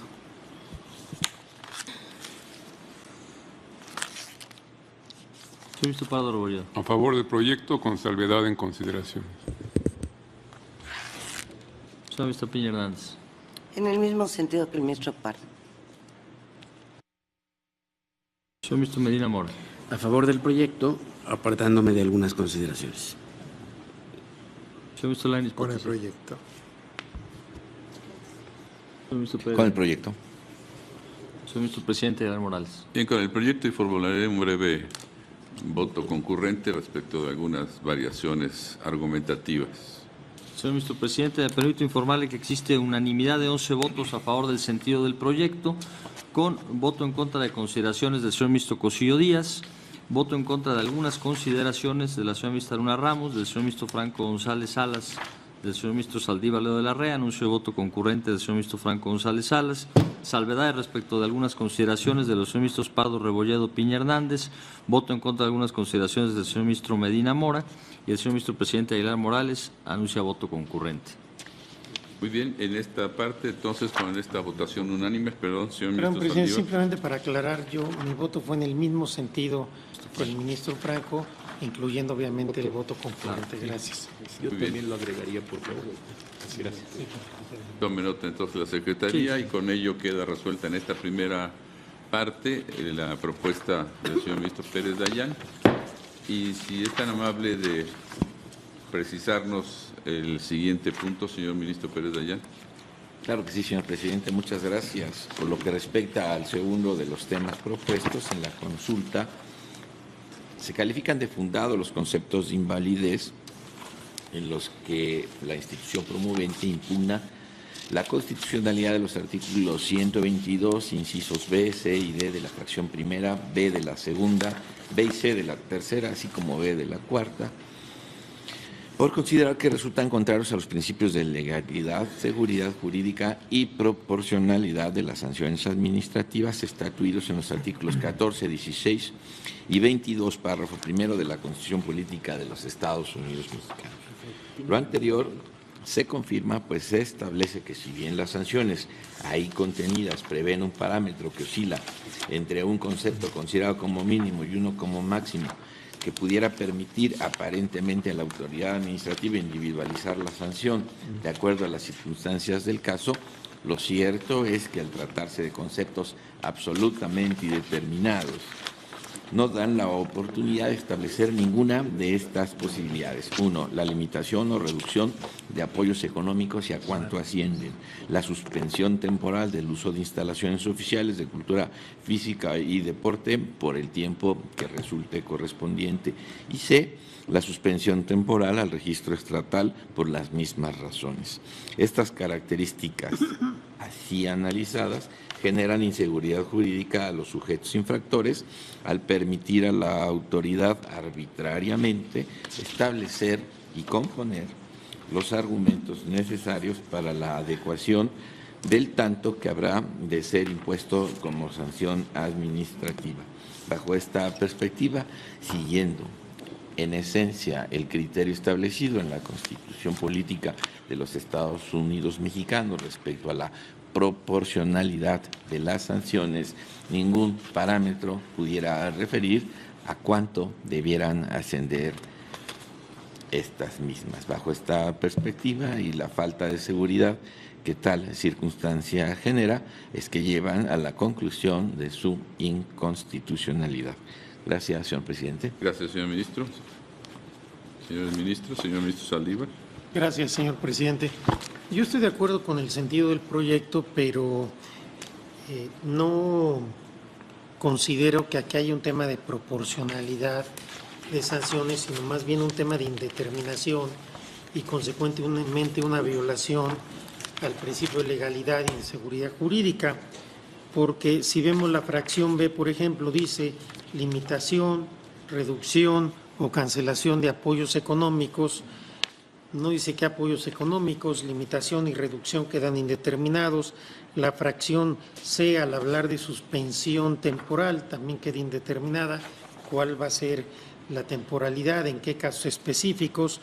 Suspensión temporal, etcétera. Y además no se establece para qué conductas son las diferentes sanciones. A mí me parece que este precepto tiene un problema serio de violación al principio de legalidad y de seguridad jurídica al haber una indeterminación de cuáles son las conductas sancionadas y cuál es la sanción que se va a dar establecida con máximos y mínimos, porque está de manera demasiado general y este para mí es el argumento para determinar su invalidez. No creo precisamente que derivado de su indeterminación puede haber un tema de proporcionalidad.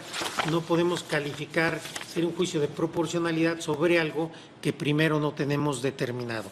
Gracias, presidente. Gracias, señor ministro. Señor ministro Medina Mora.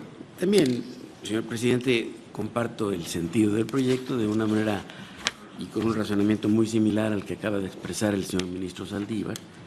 Yo creo que está sustentada el argumento de la accionante, precisamente violando por la vulneración del principio de legalidad en la vertiente de taxatividad. No se trata claramente de un tema de proporcionalidad, no es que se prevean sanciones excesivas, sino en todo caso que no hay una definición precisa de los elementos para su imposición, y en ese sentido es una violación a legalidad y taxatividad. Considero fundado el argumento y en ese sentido comparto el sentido del proyecto. Gracias, señor ministro. Señor ministro Pérez Dayán. Gracias, señor ministro presidente. Más que por una cuestión de fin práctico en la elaboración del proyecto, me parece conveniente hacer referencia a 3 aspectos fundamentales. Desde luego atenderé a cada una de las cuestiones que aquí se han expresado y aquellas que formen mayoría serán las que revelen el sentido definitivo de esta sentencia. Entiendo muy bien que el argumento de proporcionalidad cobra una particular importancia en este sentido. El proyecto aborda la expresión proporcionalidad precisamente como la consecuencia de la falta de un parámetro para establecer una sanción. Esto es, ya va más en la posibilidad que corresponde a la autoridad administrativa en cuanto a la determinación de la sanción, pues al no haber un parámetro con el cual regirse, una sanción en estas circunstancias pudiera resultar desproporcionada en función de la conducta que la generó. La exposición principal va en función de la falta de precisión de los límites a los que se debe sujetar la autoridad administrativa al considerar que se ha incurrido en una de las infracciones, y la proporción no va en un sentido sustantivo de la violación, sino solo como la consecuencia que pudiera traer el actuar arbitrariamente al no tener un referente sobre el cual establecer un máximo y un mínimo. No obstante lo anterior, a efecto de poder disipar cualquier posibilidad de evocación, quitaré la expresión proporcionalidad a efecto de que se pueda determinar lo mismo sin hacer uso de ella. Esto es referida a que al no tener parámetro, una conducta igual a otra pudiera resultar desproporcionada en función de la infracción cometida, su reincidencia, etcétera. Por lo que hace a lo demás, yo entiendo y solo lo haría como una mera explicación. Se hizo aquí la aclaración de que la argumentación de la autoridad demandada, en el sentido de que esto solo era cumplimiento de una determinación superior como lo es la ley general, fue evocado veladamente como causal de improcedencia en el tema de la oportunidad, y es que es precisamente ahí en donde el argumento casa, pues se dijo, esto no es más que la consecuencia de la ley general expedida por el Congreso de la Unión, de suerte que si a la autoridad que abre esta acción de inconstitucionalidad le parece que esto es indebido, debió haberlo hecho al momento en que se publicó la ley, no ahora. Por eso es que se trató como se trató en el capítulo de oportunidad, y para mí, por la importancia que tiene tal aspecto y la que aquí se ha destacado, es que quise resaltarlo. Esto está en el capítulo de oportunidad, ahí se dice que no obstante lo argumentado en el sentido de que solo es consecuencia de la ley, se concluye que esto no supone la extensión de la ley, sino que por vicios propios se tiene que analizar lo que corresponda.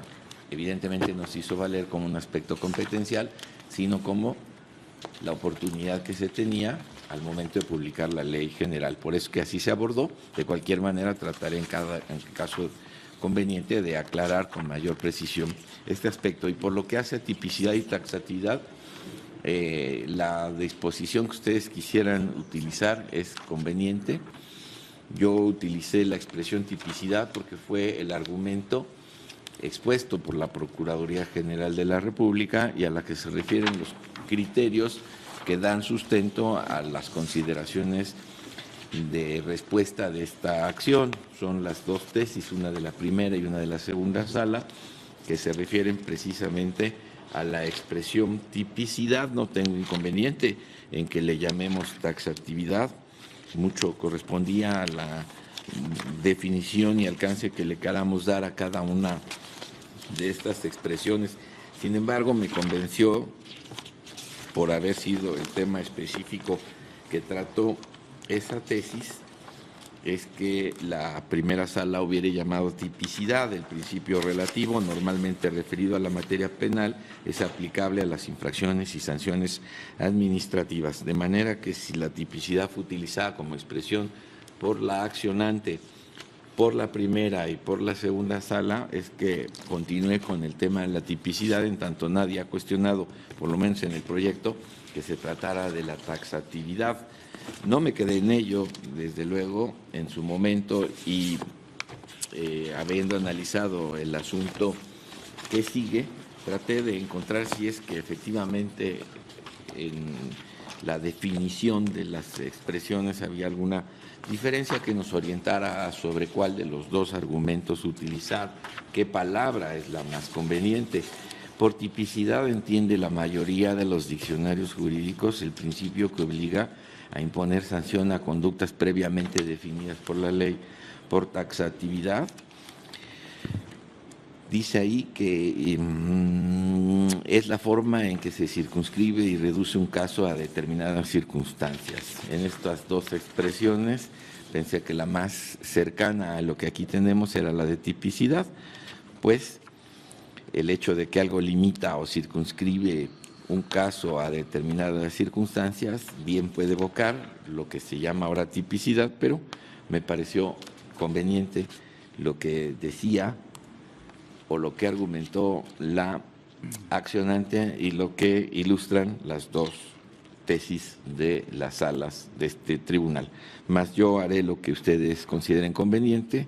Por ahora creo que tipicidad es tan correcta como taxatividad. Gracias, presidente. Gracias, señor ministro. ¿Alguna otra participación, señores ministros? Yo también coincido con el proyecto sustancialmente. De hecho, en la parte final de la página 23 y 24, su continuación, se habla de seguridad jurídica, de inseguridad jurídica en la disposición, con la que coincido. De alguna manera, en la parte final del 24 se habla de la cuestión de precisión o indeterminación. Creo que pudiera ser considerado inclusive como una cuestión de mayor abundamiento, pero bueno, yo no tendría inconveniente. Y sí, yo me inclinaría más por el concepto de taxatividad que por el de tipicidad, en este caso, tratándose de una materia administrativa. En general, yo estoy de acuerdo con el proyecto. Si no hay más observaciones, tomemos entonces la votación, señor secretario. Sí, señor ministro, usted con el proyecto. También separándome una parte importante de las consideraciones y anunciando un voto concurrente. Señor ministro Ramos. También, como lo había anunciado, con el sentido y contra de consideraciones. Ministro Franco González. También me separo de consideraciones, estoy con el sentido y en el voto concurrente anunciado también incorporaré argumentos en relación a este punto. Señor Saldívar, le doy la razón. Yo estoy con el proyecto por consideraciones distintas, pero dado que el ministro ponente ha ofrecido amablemente hacer algunos ajustes, me esperaré a ver el engrose para, en su caso, formular un voto concurrente. Gracias. Señor ministro Pardo Rebolledo. A favor del proyecto con salvedad en consideración. Señor ministro Peña Hernández. Con el proyecto modificado. Señor ministro Medina Mora. A favor del proyecto modificado y espero, obviamente, ver el engrose. Señor ministro Lainez. Con el proyecto modificado.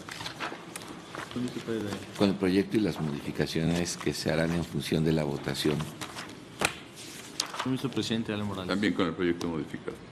Señor vicepresidente, me permito informarle que existe unanimidad de votos a favor del sentido propuesto en el proyecto modificado El señor ministro Cosío Díaz vota en contra de la mayoría de las consideraciones y anuncia voto concurrente. La señora ministra Luna Ramos vota en contra de consideraciones. El señor ministro Franco González Sales vota en contra de consideraciones y anuncia voto concurrente. El señor ministro Saldívar Ledo de la Rea por consideraciones distintas y reserva su derecho a formular voto concurrente. El señor ministro Pardo Rebolledo salvedades en cuanto a consideraciones. El señor ministro Medina Mora reserva su derecho a formular voto concurrente. Muy bien, con esta votación y con las aclaraciones y votos que se han señalado o condicionado al engrose de este asunto, queda resuelta la acción de inconstitucional 47-2016, restándonos que el secretario nos haga... faltaría el capítulo de... ¿Hay alguno de efectos en particular, señor ministro ponente? Ninguno, señor presidente, solo el tradicional en cuanto a la expresión de que surtirá plenos efectos a partir de la notificación. Señora ministra Piña. Perdón, con relación a ese tema de los efectos, yo quiero presentar una duda. Estamos viendo una ley que establece una sanción en materia administrativa, pero en el propio proyecto estamos partiendo, conforme lo estableció este Tribunal Pleno, que algunos principios, claro, con la modulación debida del derecho penal, son aplicables al derecho administrativo sancionador, y eso es el fundamento del proyecto. En la última, la última parte del proyecto dice que surtirá efectos hacia el futuro. Como todos sabemos, la aplicación retroactiva se da únicamente en materia de penal, de normas penales. Mi duda sería en este sentido, tratándose de este tipo de normas que asimilamos al derecho penal por ser derecho administrativo sancionador, tendríamos que interpretar literalmente o expresamente, restrictivamente la Constitución en el sentido de que no le podemos dar efectos retroactivos por ser de materia administrativa, o bien al involucrar propiamente una sanción administrativa se le puede dar los efectos de retroactividad que establece la propia Constitución en materia penal. Y lo presento como duda precisamente porque en este proyecto sí se dice expresamente que nada más tiene efectos para el futuro. En el que sigue no se dice nada. Entonces, pero para ponernos de acuerdo, sobre todo como criterio del Pleno, qué efectos le vamos a dar a este tipo de normas. Gracias, señor presidente. Gracias, señora ministra. Señora ministra Luna. Gracias, señor presidente. Se me hace puesta en razón la duda de la señora ministra Piña. Efectivamente, tratándose del derecho administrativo sancionador, así como le ha llamado el Pleno en diferentes tesis, sí se asemeja de alguna manera en muchas cuestiones relacionadas con la materia penal. Sin embargo, como las sanciones son muy diferentes, en las otras llegamos a una sanción que es pérdida de la libertad personal, y en esto no se llega a eso. En estos son sanciones de otro tipo, son amonestaciones, son suspensiones en muchos casos, hasta destituciones podrían llegar a ser, pero nunca pérdida de la libertad. Por esa diferencia que existe entre el derecho administrativo y el derecho penal en cuanto al tipo de sanciones, a mí me parece que no aplicaría en este caso la aplicación retroactiva que sí se da de manera específica por la Constitución y por la ley en materia penal. Por eso yo estaría de acuerdo con lo que se establece, que el efecto sería de aquí en adelante. Gracias, señor presidente. Gracias, señora ministra. Señor ministro Saldívar. Gracias, señor presidente. Yo creo que donde hay la misma razón debe haber la misma solución. Y a mí me parece que no es viable constitucionalmente que se apliquen sanciones inconstitucionales con independencia de cuál es el tipo de sanción. Si el procedimiento administrativo sancionador se ha asemejado en gran medida en sus requisitos de debido proceso a la materia penal, me parece que la decisión que toma la Corte debe ser retroactiva para evitar precisamente que estas sanciones que violan el principio de legalidad, de seguridad jurídica en su vertiente de taxatividad, no sean impuestas simple y sencillamente porque no estamos en presencia de la interpretación literal de la retroactividad. A mí me parece que toda la Constitución debe ser reinterpretada a la luz del artículo primero constitucional de su reforma de 2011, que es posterior a el artículo 105 constitucional en el tema de retroactividad. Yo he votado en ese sentido en algunos precedentes, lo haré también hoy. Me parece que la interpretación teleológica y funcional de la Constitución nos debe llevar a dar efecto retroactivo en el mismo sentido que hemos venido dando en otros asuntos de índole penal. No creo que este tipo de disposiciones las tengamos o las debamos que interpretar de manera literal, porque de ser así tampoco tendríamos que aplicar al derecho administrativo sancionador algunos principios, obviamente de manera modificada al propio sistema administrativo, principios que vienen del derecho penal, ya sea sustantivo o procesal, de tal manera que yo pienso que sí debe tener efectos retroactivos y votaré como lo he hecho en algunos precedentes en este sentido. Gracias, presidente. Gracias. Señor ministro Lainez. Perdón, yo difiero en esta ocasión totalmente con esa opinión.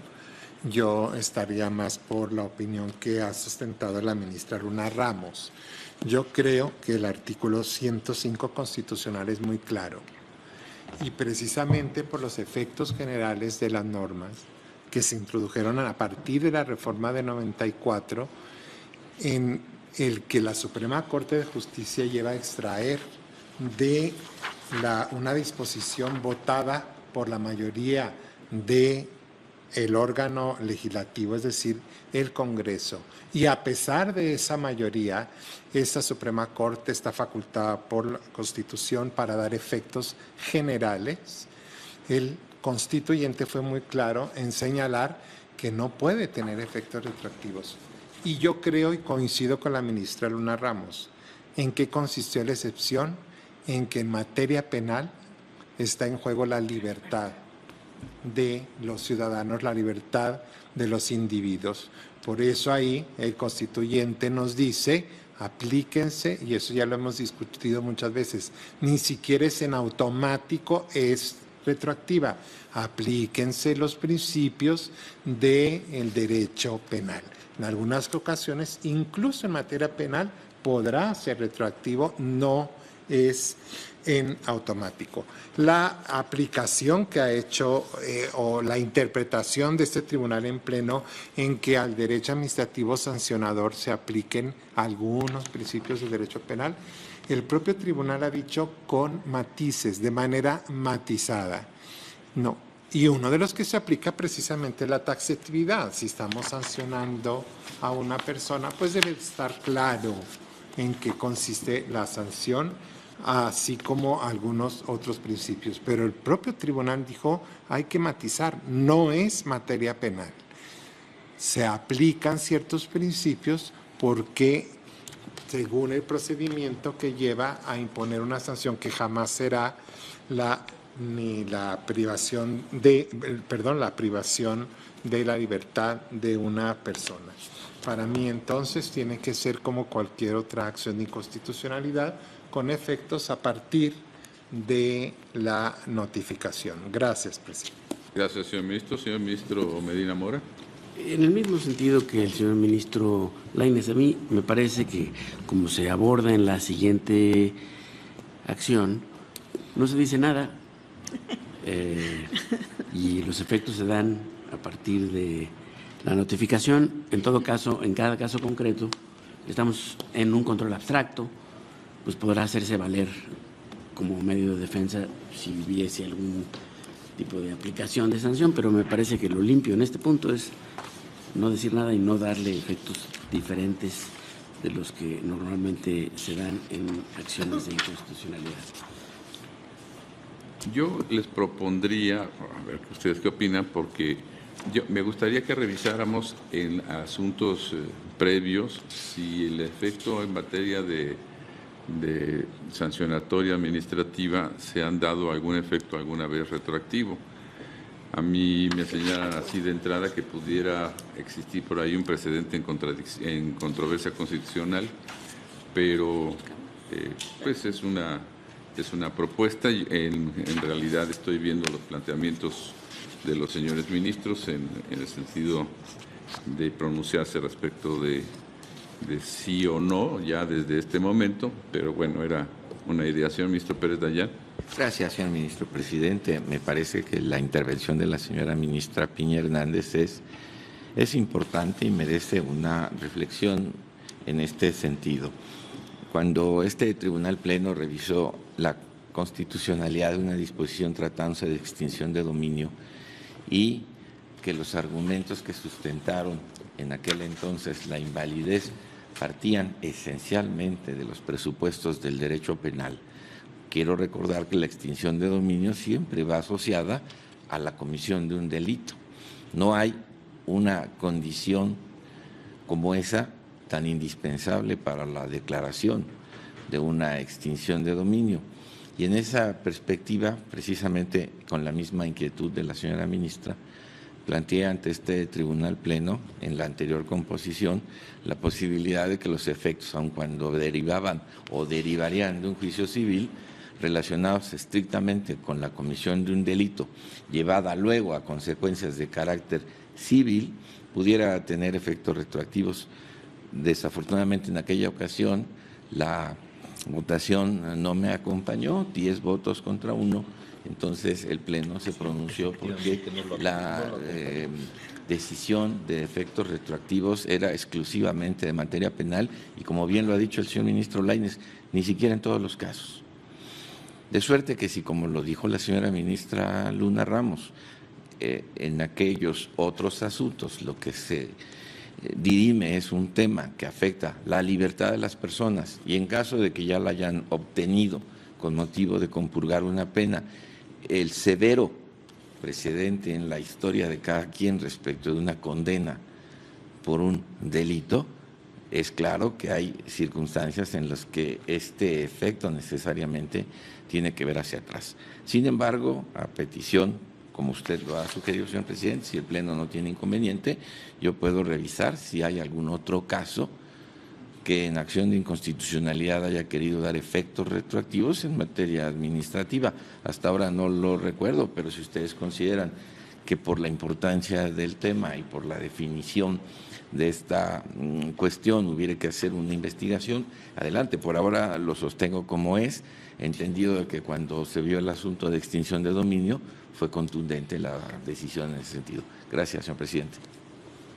Yo les preguntaría si en intención de voto si estarían de acuerdo en que se votara de una vez los efectos o lo pospusiéramos. ¿De una vez lo votaríamos? Señora ministra Piña, ¿tenía usted alguna observación? No, está en función de si se va a votar de una vez o no.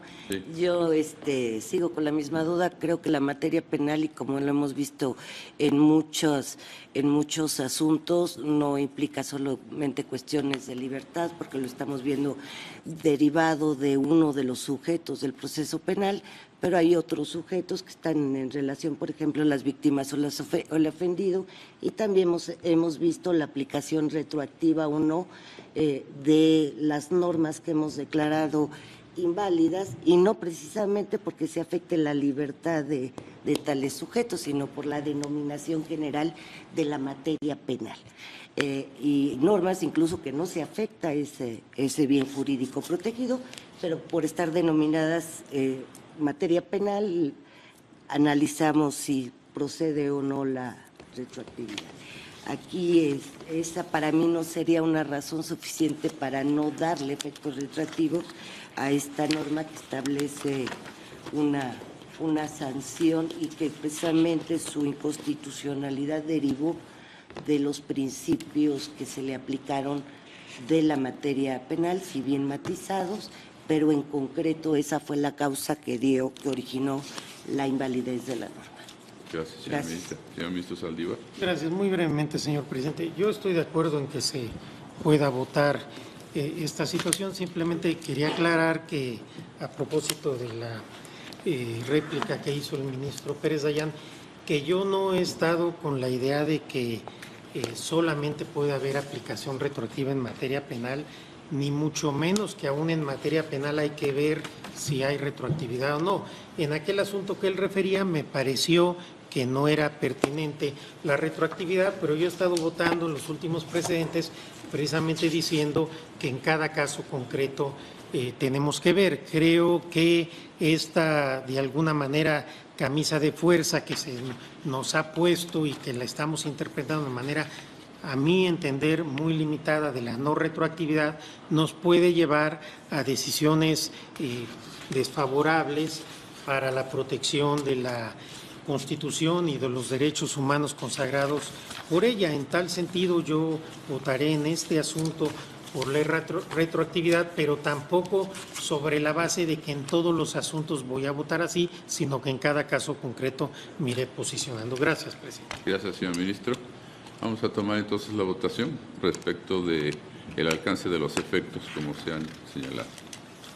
Señor ministro Gutiérrez Ortiz Mena. Estoy con el proyecto. Ministro Cosídez. ¿También? Señor Estela Ramos. Yo también estoy con el proyecto y hago la aclaración además de que aun cuando el sujeto no fuera necesariamente quien está privado de la libertad, sino las víctimas, también proviene de la comisión de un delito. Y esa es la razón por que la materia penal sí está establecida de manera expresa, sobre todo en la propia ley penal, y en la administrativa no tenemos esta disposición. Señor ministro Franco González. Con el proyecto. Señor Saldívar. En contra y por la aplicación retroactiva, anuncio voto particular. Señor ministro Pardo Lorillard. A favor. Señor ministro Piña Hernández. En este caso concreto que analizamos, en contra por aplicación retroactiva y con voto particular. Señor ministro Medina Mora. A favor. Señor ministro Daniel Potosí. Materia administrativa, a favor. Señor ministro Pérez Dayán. Con el proyecto. Señor ministro presidente de la Con el proyecto. Señor ministro presidente, me permito informarle que existe una mayoría de 9 votos a favor de la propuesta del proyecto y voto en contra de los señores ministros Saldívar, Ledo de la Rea y Piña Hernández, quienes están por darle efectos retroactivos a la declaración de invalidez y anuncian sendos votos particulares. Muy bien, léanos los resolutivos, señor secretario. Sí, señor. Primero, es procedente y fundada la presente acción de inconstitucionalidad promovida por la Procuraduría General de la República. Segundo, se declara la invalidez de los artículos 108 en la porción normativa de manera enunciativa y no limitativa y 122 fracciones primera, incisos B, C y D, segunda, inciso B, tercera, incisos B y C y cuarta, inciso B, de la Ley de Cultura Física y Deporte para el Estado de Sinaloa, publicada en el Periódico Oficial de esa entidad el 18 de mayo de 2016 mediante decreto 549. Tercero, las declaraciones de invalidez decretadas en este fallo surtirán sus efectos a partir de la notificación de los puntos resolutivos de esta sentencia al Congreso del Estado de Sinaloa. Y cuarto, publiques esta resolución en el Diario Oficial de la Federación, en el Periódico Oficial del Estado de Sinaloa y en el Semanario Judicial de la Federación y su Gaceta. Muy bien, ¿están de acuerdo ustedes con los resolutivos, señores ministros? En consecuencia, con ello queda resuelta en su totalidad la acción de inconstitucionalidad 47/2016. Tenemos una sesión privada a que se celebrará a continuación, a la cual los convoco una vez que se desaloje la sala. Se levanta la sesión. Los convoco, señores ministros, a la sesión pública ordinaria que tendrá lugar el día de mañana.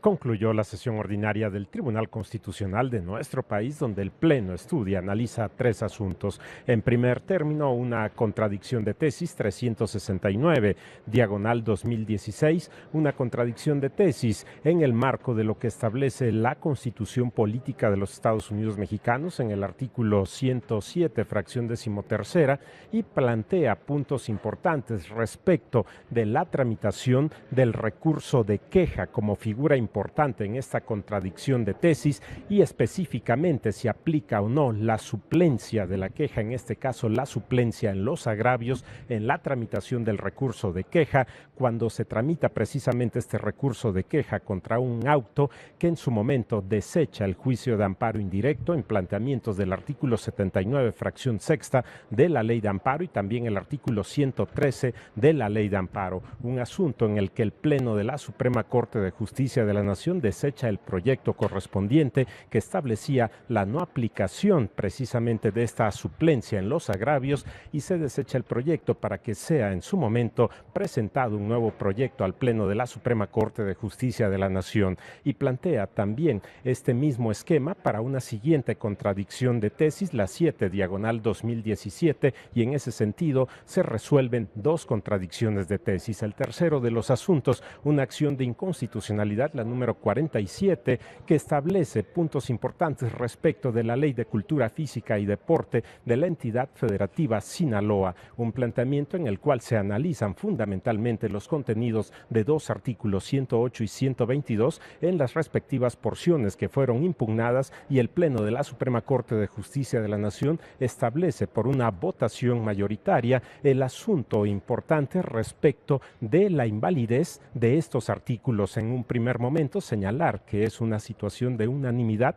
respecto de la invalidez y posteriormente el voto mayoritario con 9 votos respecto de los efectos y la situación correspondiente a este que es el esquema precisamente en términos de lo que marca la Constitución Política Federal y la ley reglamentaria del artículo 105, fracciones primera y segunda de la Constitución Política Federal. Respecto, en este caso, el punto importante del debate se estableció en el marco de los efectos respecto del derecho penal o bien el planteamiento fundamental en este caso del derecho administrativo sancionador, un elemento que lleva precisamente a la determinación de que no existirá la aplicación retroactiva en estos términos de la declaración de invalidez de los artículos 108 y 122 de la Ley de Cultura Física y Deporte de la entidad federativa Sinaloa. Estos artículos fueron declarados inválidos en el estudio que estableció el Pleno en esta acción de inconstitucionalidad en términos fundamentalmente del análisis que estableció de estos dos artículos y en contraste con los principios constitucionales y el contenido de los artículos 14, 16 y 22 de la Constitución Política Federal respecto de temas importantes, en este caso fundamentales, de la posible violentación en el orden de la seguridad jurídica y también aspectos de proporcionalidad, entre otros aspectos. Estos son los tres asuntos que resuelve el Pleno de la Suprema Corte de Justicia de la Nación. Agradecemos a todos ustedes la atención a su programa El Pleno en Vivo. Se despide José de Jesús Cruz y Baja. Por su atención, gracias.